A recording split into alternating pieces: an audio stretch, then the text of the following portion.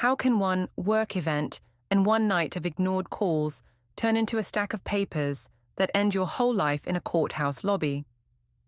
Why did my husband stay calm when I vanished with another man, only to answer me later with screenshots and custody schedules instead of shouting?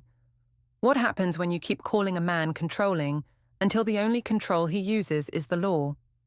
Before we dive deeper into this story, I have one small request. Please subscribe, drop a like, comment, and hit that hype button to boost this channel so more people can discover these incredible stories. My name is Lenore Vale, and I still say it was just an event. On paper, it was a simple city arts fundraiser, long tables, name tags, polite clapping when people made small speeches. I wore my black blazer and my professional heels and told my husband, Nathan, that it was work and nothing more. I said I might stay late to help the team clean up. I said he did not need to call. In the photos online, I look busy and important.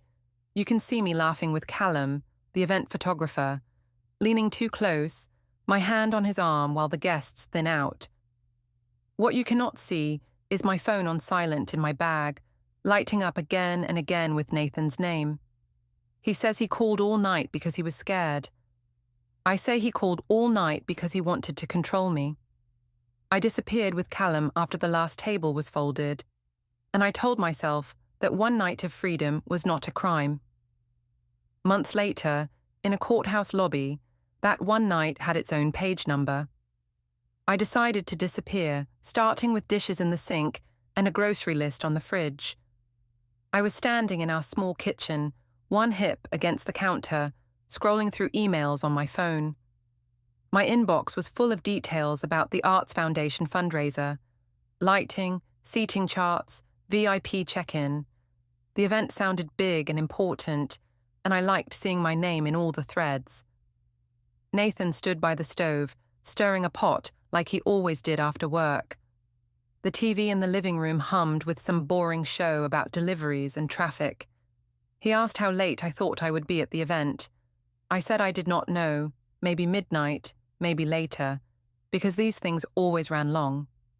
He asked if he should plan to pick me up. I said that would make me look like a child whose dad waited outside. He said he only wanted to know I got home safe. I said I was not a teenager, and I did not need a curfew. The word curfew sounded sharp in my mouth. I liked it. It made him sound ridiculous. On the fridge behind him, our paper calendar hung with little scribbles for school days and doctor visits. A new red circle caught my eye. Inside it, in his block handwriting, it said, Harbour Plaza, 4:15 p.m. next Thursday. I asked if we were going somewhere together. He said it was something personal, like a meeting. I asked if it was work. He said it was not exactly work, just something he had to do. He turned back to the pot. I told myself he was being dramatic on purpose, trying to make me curious. There were 2 mugs on the counter. Mine sat near the microwave, his near the sink. We used to leave them together by the kettle. Now they were apart, with an empty space between them. I noticed it, and then told myself not to notice. Couples change, I thought. Distance was normal when you were busy. My phone buzzed. It was an email from Callum, the event photographer. He wrote that the venue looked great and that we would make the fundraiser glow. I liked the way he said we. It made me feel like half of a team. I scrolled down and saw the photos we had used for the promo. In one, I stood at a podium holding a microphone. I looked like someone important, not just a woman who did school runs and laundry. Nathan asked if Callum would be there all night. I said of course. He was paid to cover everything, even the after part. I said it like it was obvious. He asked if I would need to stay after to help him. I said I might, because someone had to care about the details. He said he understood, but he wanted to know what time to expect me. I said that was controlling. I said if he trusted me, he would not need a schedule. He reminded me that last month I had also stayed late at a smaller event and come home around 3 a.m, and he had worried. I said he had chosen to worry. I said, calling me 4 times in a row had been excessive. He said he had been scared, something had happened to me on the way home. I said nothing had happened, so he had proved my point. Muffled cartoons came from down the hall. Ivy sat on the floor of her room with her toys. She walked in holding a stuffed fox and asked if I was going to a party. I said it was not a party, it was work. She asked if I would sleep at home that night. I said of course. The lie felt soft and easy. Nathan looked at me over her head. He did not argue in front of her. That was one thing about him. He always held his tongue when she was near. It almost made him harder to fight. After dinner, he started rinsing plates. I opened the cupboard and took down a thin folder labeled Household. It had been sitting near the toaster for a week. I flicked it open and saw bills stacked neatly inside. Gas, power, rent. I said he was turning into a filing clerk. He said someone had to keep track. I rolled my eyes and told him he made everything sound like an audit. He smiled in a tired way and put another envelope inside. In the bedroom, I checked my wardrobe. I did not plan to wear a simple office dress. This was my event. I chose a black blazer and a silky top that dipped just enough, with tight trousers and heels. Professional, but still noticeable. I took a photo in the mirror, not full body, just shoulders up. I sent it to Callum, adding a simple line that I was test driving the event look. A moment later, he replied that I looked like the one who really ran the city. I smiled. He did not see me on laundry days. Nathan leaned on the doorway watching me adjust my hair. He said I always looked good when I did events, that I had a glow. I told him not to say things that sounded like he wanted something in return. He said he was just giving a compliment. I said compliments from husbands often came with strings, like invisible ropes around your ankles. He looked hurt, then tired. He said he would drop Ivy at his parents' place during the event, so she could sleep there if it went late. I said that was fine, and that I did not need to be involved in every small plan. Later, we stood together on the balcony for a minute. The streetlights glowed on the empty cars below. He said he needed one promise from me, that I would send a message when the event finished for the guests, just so he would know the main part was over. I said he was treating me like cargo he needed to track. He said he would not call all night if he knew I was safe. I said safety was not his job. I said I had managed my own life before him. When we went back inside, his phone, resting on the bedside table, lit up. A calendar reminder slid across the screen. Meeting, Personal Brookside. 10:05 a.m. tomorrow. He reached to tap it away. I asked if he was seeing a therapist. I said it in a joking tone, like it was silly. He said he was just getting some advice. I asked what kind of advice. He said he wanted to know how to handle feeling disrespected. That word, disrespected, annoyed me. I said he was turning normal marriage problems into a big project. He said calmly that he did not want to say things he would regret, so talking to someone neutral helped. He lay down on his side of the bed, facing the wall. The space between us was wide. I lay on my back and lifted my phone. The group chat from the event team was full of messages. People talked about last-minute seating changes, the bar order, the playlist. A new notification slid down from the top of the screen. Callum's name. I did not open it right away, but I could see the first line. He said that if we disappeared for a little while after the event, nobody would blame us. My heart gave a small, sharp kick. I told myself he meant just a walk, a drink, air. I told myself it was not real. Not yet. The next morning, I woke up with my head full, like I had already lived half a day in my sleep. Nathan had already left the bed. I could smell coffee and toast from the kitchen. Ivy padded in with her fox and crawled onto my side of the mattress. She asked if I was going to the big event today. I said yes. She asked again if I would sleep at home after. I said she was funny and that of course I would. The lie slid out of my mouth like it was nothing. In the kitchen, Nathan stood by the counter, packing a small bag for Ivy. There was a toothbrush, pajamas, a book. He said he would take her to his parents' house after school so she did not have to stay up late waiting. I said it was fine, that I did not need to approve every little plan. He said he just wanted me to know where she would be in case I wondered. I said I would be too busy working to wonder. His phone, lying screen up by the kettle, lit up with a reminder. Meeting. Personal Brookside. 10:05 a.m. He tapped it off without thinking. I saw the words and felt a small pinch inside. I asked again if he was going to talk about me. He said he was going to talk about himself, about how to handle feeling disrespected. I said only weak people needed help to handle feelings. He answered that strong people knew when to ask for guidance. I rolled my eyes and told him he had been reading too many self-help posts. When they left, the apartment felt too quiet. I got dressed, grabbed my bag, and took the tram to the co-working space. It was one of those open-plan places with big windows and plants on every second table. People in headphones stared at screens. I liked it because it felt like proof I was a real professional, even though I mostly worked out of my inbox. I sat at my usual spot near the window. My friend Jazz slid into the chair beside me, already holding her phone. She asked if I was nervous about the fundraiser. I said I was excited, not nervous. I said this event could change things, make the foundation ask for me again, maybe with a bigger fee. She asked if Nathan was okay with the long night. I rolled my eyes and said he was already acting like I was about to run away. I opened my messages and showed her a part of his text from last night where he asked me to send a message when the guests left. I cut off the part where he said he loved me. I said he always needed reassurance like a child. Jazz made a face and said that sounded exhausting. I felt that warm rush inside when someone else took my side. Callum arrived a little later, dropping his camera bag by the table with a thump. He asked if we were ready to make the city look rich. I laughed. I said the guest list was full of people who thought they ran everything. He said the real power was in the people behind the scenes. He meant me, and he knew I would hear it that way. We went over the timeline together on my laptop.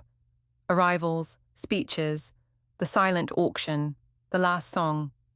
At the bottom, I had written, possible debrief drink with team. Callum pointed at that line and smirked. He said the best part of events was what happened after. I said we might be too tired. He raised an eyebrow and said he doubted that. My phone buzzed with a message from Nathan. He wrote that he hoped the setup went smoothly, that he was proud of how hard I worked, and that he knew nights like this mattered to me. He reminded me that if I needed a ride, he could always come. I stared at the words proud and ride and felt irritated. I told Jazz that he was trying to make himself the hero of the night. I did not show her the whole text. I showed her only the line where he said he could come. I said he was acting like I needed a chaperone. She said some men did not know how to give their partners space. Callum glanced over at the screen and saw Nathan's name. He asked if my husband was nervous. I said he was obsessed. I said he wanted to track my every move. At lunchtime, I walked to the Arts Foundation office with Callum for the final prep meeting. The building was old stone on the outside, all glass and white paint inside. Ms. Park met us in a small meeting room with a long table and a water jug in the middle. She went through last-minute details, thanked us for our work, and said she trusted us to keep things smooth. As we finished, she mentioned she had received a call from Nathan the week before, asking about the event schedule. My spine stiffened. She said he had been polite and had only asked what time things usually ended.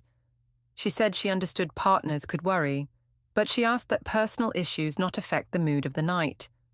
I laughed like it was funny. I said he was sweet but sometimes intense.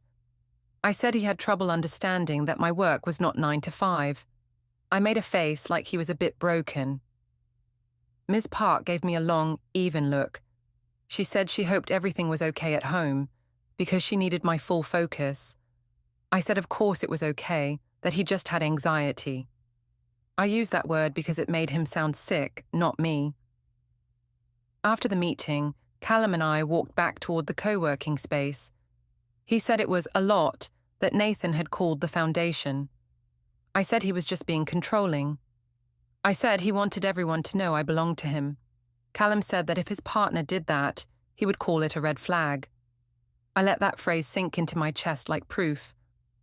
When I got home in the afternoon, Nathan's laptop was open on the table. I told myself I was not snooping. I was just there. The screen showed a spreadsheet. There were dates down the left side, times and small notes across the top. Some lines said things like argument, kitchen, late event, Ivy present. I saw the date of the small event the month before, where I had come home at 3. Next to it, he had written, called 4X, no answer. He walked in from the hallway with a grocery bag and saw me looking. He asked if I had a good day. I said I did not like him turning our life into a chart. He said he needed to write things down so he did not feel crazy later. I said he was making himself crazy now. He closed the laptop softly. He did not say sorry. On the fridge, next to Harbour Plaza, 4:15 p.m., there was a new sticky note. It said, bring forms, with a little arrow pointing to that date. I snorted. I said he was acting like he was going to a court show. He answered that he just did not want to forget what was important. I said he was dramatic and boring at the same time. I wanted it to sting. He asked about the event again. He said he would drive Ivy to his parents' place and then be at home, phone nearby. He said if I needed anything, he was there. I told him he did not need to sit by the phone like a worried parent. I said I was a grown woman at a work function, not a missing person. He said he understood. He only asked that I not shut him out if something changed. I said nothing would change. In my head, something already was. That evening, after Ivy went to sleep and the apartment got quiet, I lay on the couch while Nathan folded laundry. My phone buzzed on my stomach. The team chat lit up. People were sending last checks. Who would handle the mic? Who would greet the donors? Who would walk Ms. Park through the room? Then a new message came in. A screenshot of the event poster from the foundation's page. Someone had circled my name in red and written, Our Queen of the Night. Under it, another message popped up, tagged with my handle. It said, watch her husband blow up her phone when she disappears with Callum after. The night of the fundraiser felt like a movie I had written for myself. By late afternoon, I was already at the Arts Centre ballroom. Staff pushed round tables into place. A lighting tech climbed a ladder to fix a spotlight. The air smelled like dust, coffee, and new tablecloths. I walked across the room with my clipboard, feeling like I owned it. Callum followed me with his camera bag, making jokes about catching my good side. We went over the run sheet one more time. I checked the place cards, the auction items, the seat numbers. Callum tested his flash by taking quick shots of the empty room. On his tiny screen, the tables looked expensive. He said the photos would make the foundation look rich. I said that meant they would pay us again. Inside, I thought if my life looked like these photos, maybe I would feel as important as I looked. Around 6, Nathan sent a message. He said Ivy was at his parents' place already, in pajamas, watching a cartoon with his mother. He sent a picture of Ivy on the couch holding her fox. I looked at it for only a second, then put my phone face down. I told myself there would be time for family later. Tonight was about me. Guests started to arrive, men in suits, women in dresses that looked borrowed. They took glasses of sparkling wine at the door. Ms. Park greeted donors with that calm smile of hers. I moved through the crowd, checking if anyone needed anything, touching shoulders, saying people looked wonderful. Callum drifted between tables, snapping photos. Every so often, he turned the camera toward me. I liked knowing I was in the frame. At some point, I saw Nathan near the entrance. He wore his usual work clothes, plain but clean. He held Ivy's sweater over his arm, even though she was not with him. He looked out of place under the chandeliers. He came up to me when there was a gap between guests. He asked how it was going. I said it was busy. I said I could not talk long. He said he just wanted to see the room and support me. I said he was making it about him. He offered again to come back later and drive me home. I said that would look strange, like I needed a parent to collect me. He went quiet. Then he said he would be at home, phone on, if I needed anything. He said it calmly, not begging. That somehow annoyed me more. He left the ballroom. I watched him go toward the side stairs, then turned my attention back to the stage. The speeches started. People clapped at the right moments. The silent auction items got bids on the tablets. Ms. Park gave me a nod from across the room, like we were in sync. I soaked it in. Later, after the last speech, the band started playing softer music. Some guests danced. Others stood in small groups, talking and laughing. I stood near the bar with Callum and a few staff members. Someone handed me a drink. The glass felt cold in my hand. A volunteer asked if my husband had calmed down. I laughed and said he was at home, probably staring at his phone like a lonely security guard. People chuckled. I liked that. My phone buzzed on the bar. Nathan had sent a message asking how it was going and reminding me that if I needed a ride, he could be there in 10 minutes. I showed the screen to Callum and the others. I said he could not stand the idea of me being busy without him. Callum shook his head and said some men did not understand women who had their own life. I did not answer the message. I put the phone back in my bag. By midnight, most of the donors had gone. Staff started stacking chairs and rolling tables away. The band packed up. The room felt bigger and darker, with fewer people in it. Ms. Park thanked us again and went home in a taxi. A few volunteers stayed to help move things. Callum and I stood by the empty bar, drinking leftover wine from plastic cups. My phone started buzzing again. I knew it was Nathan before I looked. I let it ring. I told myself if I answered now, he would just ask when I was coming home. I did not want that question. I wanted air without strings. Callum suggested fresh air. He said the river looked nice at night. I said we still had things to pack. He said we could come back after a short walk. The remaining volunteers waved us off, saying they had it covered. I told myself they meant it. We slipped out through a side door into the loading bay. The concrete smelled like oil. Callum lit a cigarette and offered me one. I said I did not smoke. I still took a drag. It burned my throat but felt like a line I was stepping over on purpose. As we walked toward the river, my bag vibrated. Nathan called. I pressed the button on the side to silence it. Callum asked if I needed to get that. I said it was just my husband counting minutes. I said if I answered, he would start an argument and ruin the night. Callum nodded in a way that told me he believed my version. We reached the embankment. The water moved dark and slow. Street lights reflected in broken lines on the surface. We walked side by side, shoulders close, but not quite touching. For a while, we talked about nothing important. Bad donors, good lighting, favorite songs. My phone buzzed again and again. I did not look. Back at the art center, Nathan drove into the underground garage. He parked near the staff entrance and sent me another message. He wrote that he was downstairs with the car if I wanted a ride home. He wrote that he hoped I was safe. He called 3 times in a row. My phone rang in my bag against my hip. I let it stop each time. In the garage, security cameras watched him walk to the staff door and back to his car. He waited for a while, then called again. He left one voicemail saying he did not want to fight, he just wanted to know I was okay. Then he drove out. The camera caught his car leaving, headlights cutting through the dark. On the river path, Callum took out his own phone and snapped a quick picture of me facing the water, the city behind me. He posted it to his story with a small caption about midnight debrief with the best. I felt a thrill. I told myself it was deserved. My phone finally stopped buzzing. Then a new sound came, a soft chime for messages. I checked. There were several from Nathan, stacked in a row.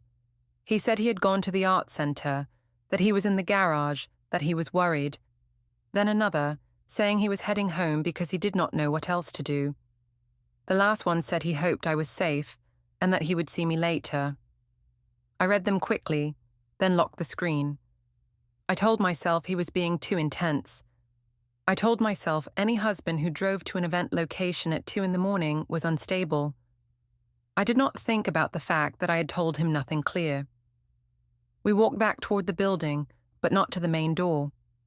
Callum said there was a small late bar around the corner where staff sometimes went. He said we could go there for one drink, away from the mess. I said I should probably check in at the venue.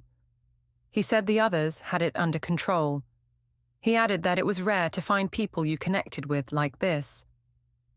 My phone buzzed again, but this time it was not Nathan. It was a coworker from the event team. A notification popped up at the top of the screen. She had posted a story and tagged me. I tapped it open. It was a clip from earlier in the empty bar before we left.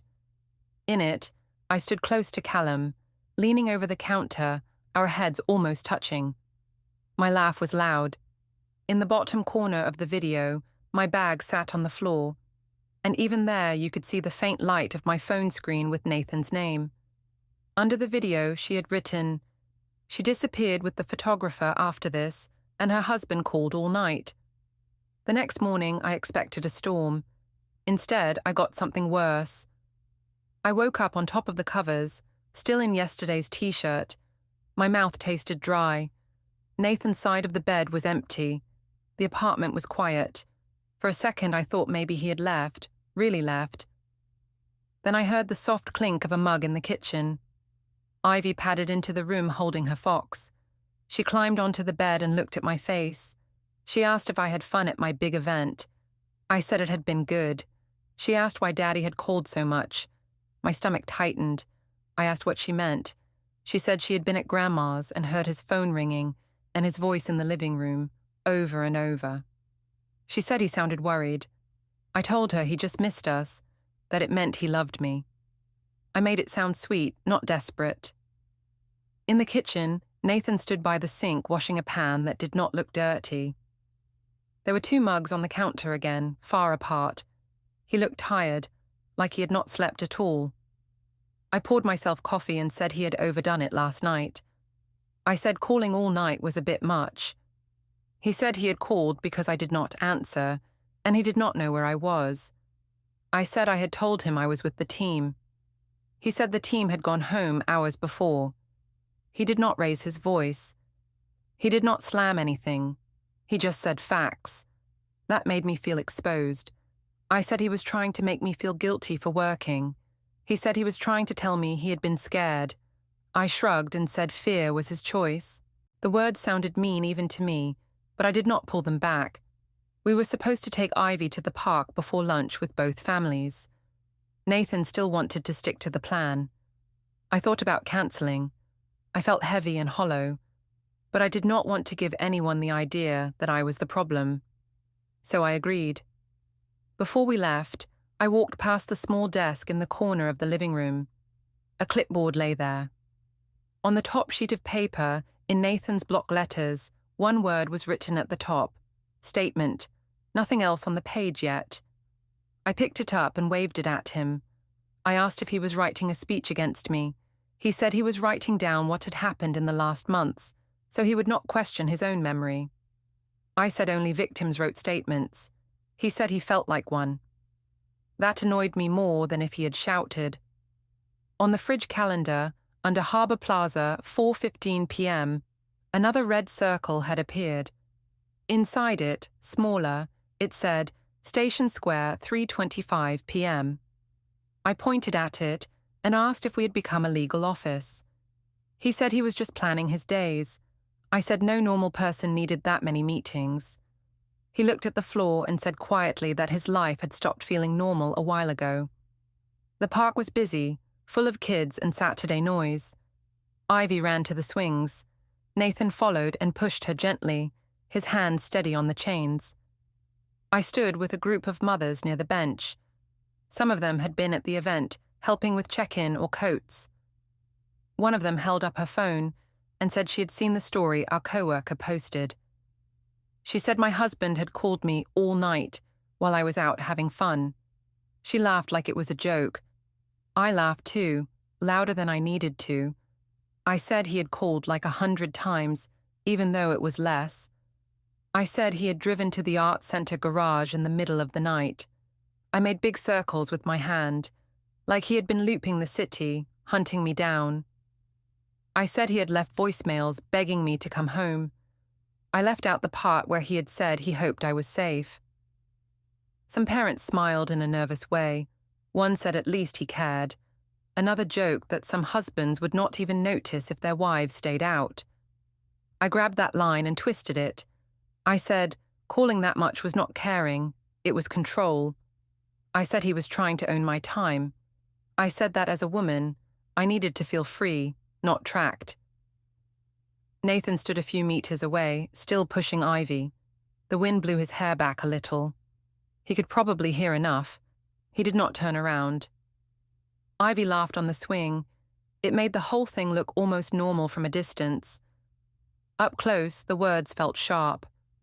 Later, we met both families at a family restaurant with 2 bright lights and fake plants. Long tables, kids' menus with crayons, sticky seats. Marla and Eli were already there when we walked in. Marla hugged me and whispered that she had seen the story and that I was wild, like it was a compliment. Eli just squeezed my shoulder and went back to folding Ivy's napkin into shapes. Ruth and Gareth arrived next. Ruth kissed Ivy's head, shook my hand, nodded to Nathan. She looked tired too, but in a different way, like her tiredness was older.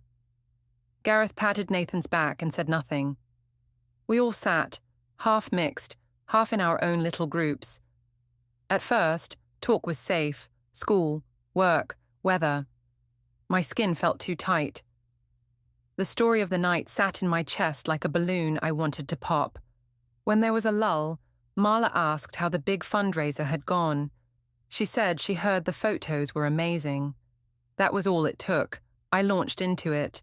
I told them about the donors, the speeches, the fancy food. Then I shifted to the part I wanted. I said after the event, I'd stayed behind with the team to finish things. I said my phone had started to ring and ring. I held up my hand and made a buzzing sound to show how many times. I said Nathan had called so much that one coworker had counted the missed calls on my screen and joked about it in her story. I did not say that. By the time that video was filmed, most of the team had gone, and it was mostly me and Callum. I said we a lot. We packed, we walked, we talked. I blurred the lines on purpose. Ruth listened without interrupting. Marla laughed, slapped the table, and said, men like Nathan always panicked when their wives had a good time. She said he should have trusted that I was just working. Gareth looked at Nathan and then at me. He did not smile. Nathan put his fork down. He asked softly if I could tell the story without making him sound crazy. I said it was not my fault if his actions sounded crazy. I said he had driven to the venue like a jealous detective. I said he had called until his throat was sore. I rolled my eyes. A couple at the next table glanced over. Ruth said quietly that if your wife did not answer all night, driving to the venue did not sound crazy. It sounded scared. I said that was because she was old-fashioned. I said we were not living in her time anymore. I said I was not going to live like a kept woman. The words came fast now, fueled by the heat in my chest. Cara, my sister, stared at her glass. She asked in a small voice if I had at least texted Nathan that I was safe. I said I had told him I was with the team. She asked if that was before or after most people left. I felt my neck flush. I said she was not there, so she could not know. I said everyone was acting like we were in court. Ivy, who had been drawing on the kids' menu, looked up. She asked why Daddy had been crying on the couch when she came home with Grandma in the morning. Her voice was clear and simple. The table went silent. Nathan closed his eyes for a second. I felt like someone had pulled the floor a bit to the side. Marla rushed in and told Ivy that grown-ups just got emotional sometimes. She told her not to worry. Ruth placed her hand on Ivy's back and said she was very brave to ask questions. I felt attacked from both sides. I snapped that people were making too much of one night. I said if Nathan had any backbone, he would laugh about it and move on. Ruth looked straight at me. She said in a calm, even tone that disappearing all night and letting your husband call without answer was not something to be proud of.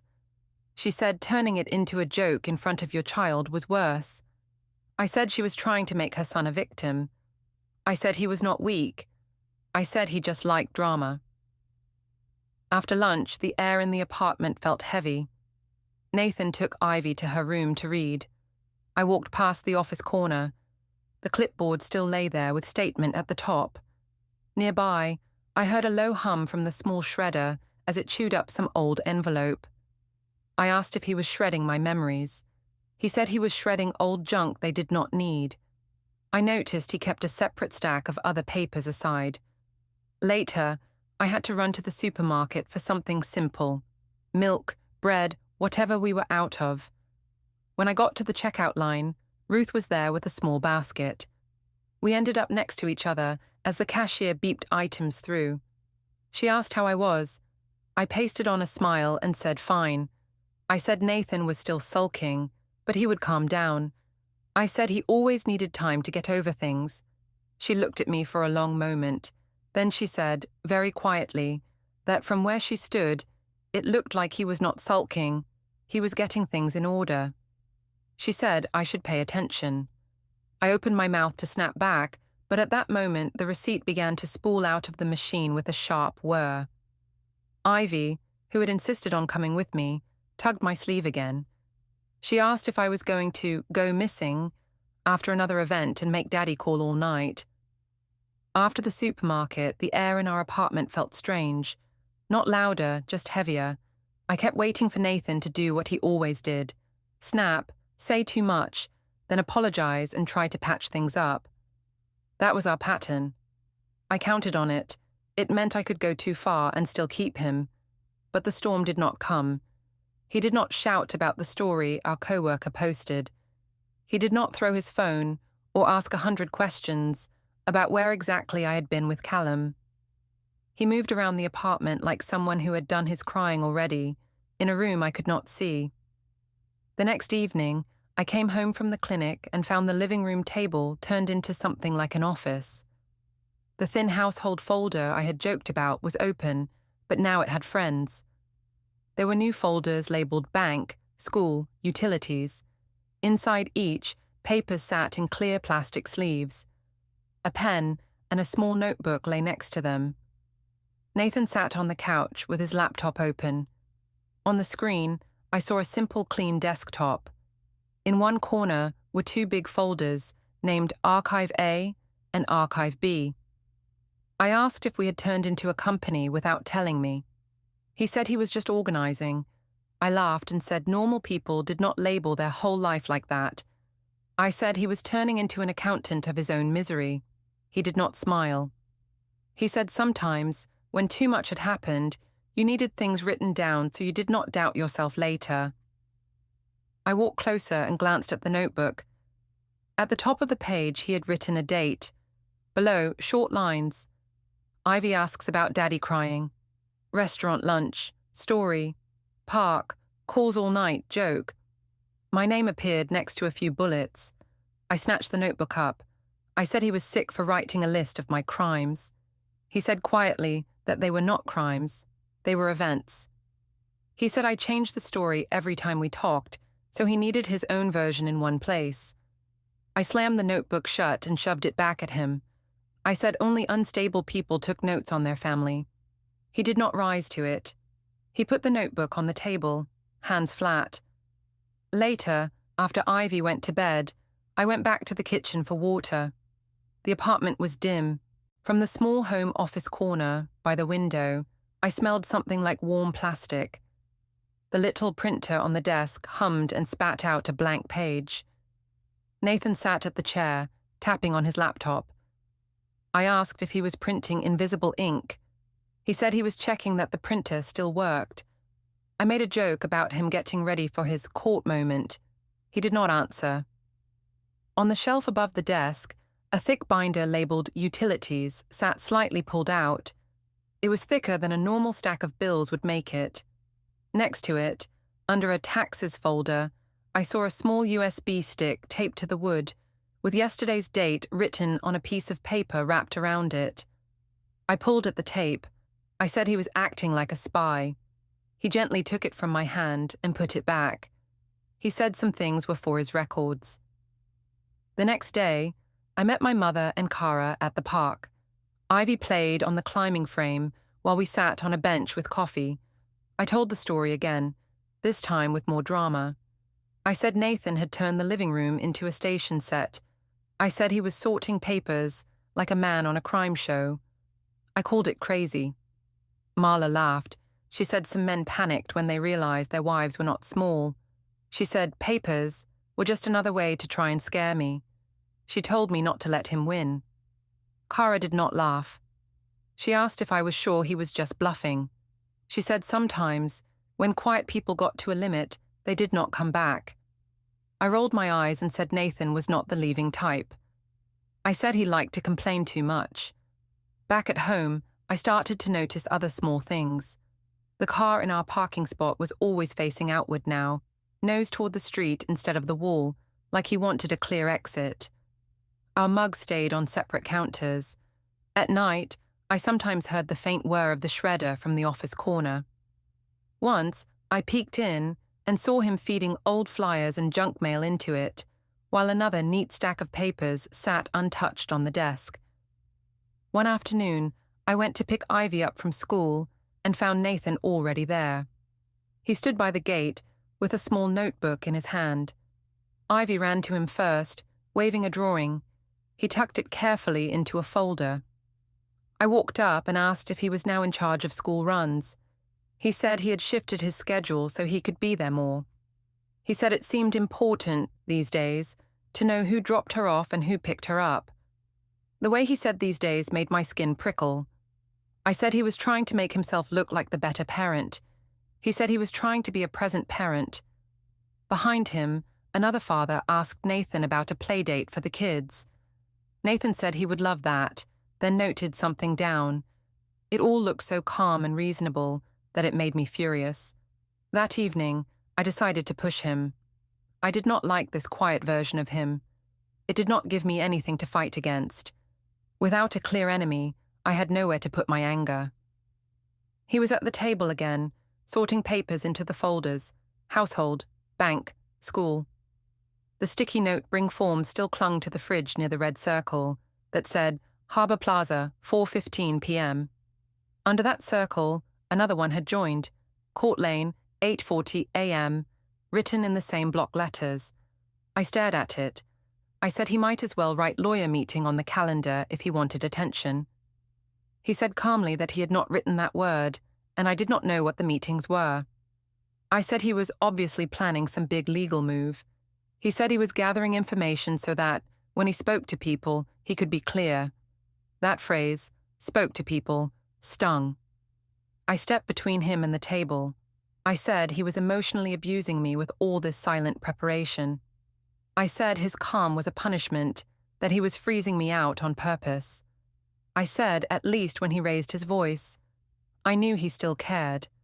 I used all the words I had collected from articles and posts: manipulative, toxic, gaslighting. I hurled them at him like they were his. He listened, face steady. Then he said he did not want to hurt me. He said he also did not want to be hurt again. He said he was tired of watching me tell a different version of our life to every person we knew while he stood in the corner as the fool. I said he was calling me a liar. He said he was saying our stories did not match, and that the gap was too big now. He said that was why he wrote things down, so he knew he was not losing his mind. I said if he had any courage, he would stop hiding behind notes and talk like an adult. He said he had talked, many times, in kitchens and parks and restaurants. He said my answer was always the same, that he was the problem and I was the free one. He said he had realized talk would not change anything. My chest felt tight. I told him he was threatening me with papers to control me. I said only cowards use documents instead of emotion. He shook his head. He said he was not trying to control me anymore. He said he had accepted that he could not. What he wanted now, he said, was to protect himself and Ivy from more nights where he sat calling and nobody answered. The word protect made me angry in a new way. I said he was playing the victim for sympathy. I said no one would see it that way. He looked at me with a sadness that made me uncomfortable. Then he straightened his back a little and spoke very clearly. He said he was finished with kitchen fights and playground performances.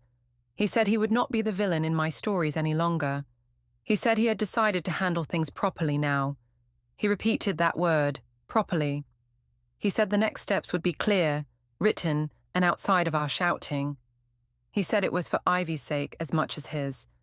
I tried to laugh and say he was bluffing, that he always called off. He did not answer. At that moment, his phone on the table buzzed and lit up. On the screen, an alarm label showed, paper drop.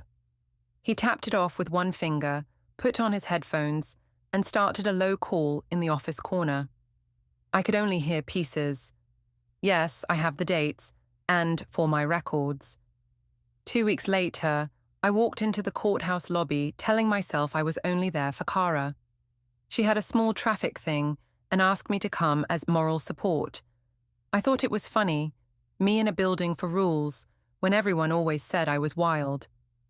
The lobby was bright and cold. People sat on benches holding files. I was looking at my phone, scrolling past old photos from the event night, when a man in a plain jacket stepped in front of me. He asked my name. I said yes, that was me. He put a thick envelope in my hand and said I had been served. On top, I saw Nathan's name and the words petition to dissolve the marriage. Below that, temporary orders. The first line said he kept the apartment. School nights with Ivy would be with him. My time would be parenting time on a schedule. The server said, served at 11:39 a.m., as the lobby elevator bell chimed, and Nathan turned away through the glass doors outside.